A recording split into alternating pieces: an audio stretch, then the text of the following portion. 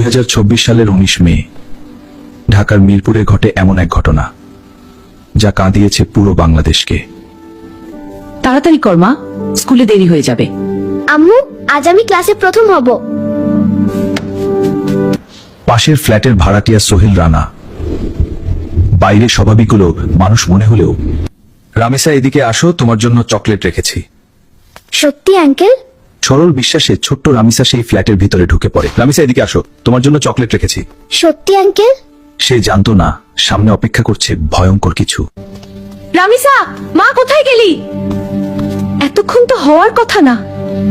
দরজার সামনে মেয়ের জুতা দেখে মায়ের বুক হঠাৎ কেঁপে উঠে, তার মনে ভয় ঢুকে যায়। দরজা খুলেন, আমার মেয়েটা ভিতরে আছে। দরজা খুলেন, আমার মেয়েটা ভিতরে আছে। দয়া করে দরজা খুলেন। বাইরে মায়ের চিৎকার শুনে আতঙ্কে কাঁপতে থাকে ঘাতক। তারপর সে নেয় আরো ভয়ঙ্কর সিদ্ধান্ত। দরজা ভাঙেন, নিশ্চয়ই ভিতরে কিছু হয়েছে। এতক্ষণ দরজা খুলছে না কেন? কিছু একটা হয়েছে ভিতরে,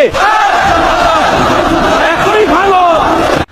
বাইরে মানুষের চিৎকার বাড়তেই থাকে, আর ভিতরে আতঙ্কে নিজের অপরাধ লুকানোর চেষ্টা করতে থাকে ঘাতক।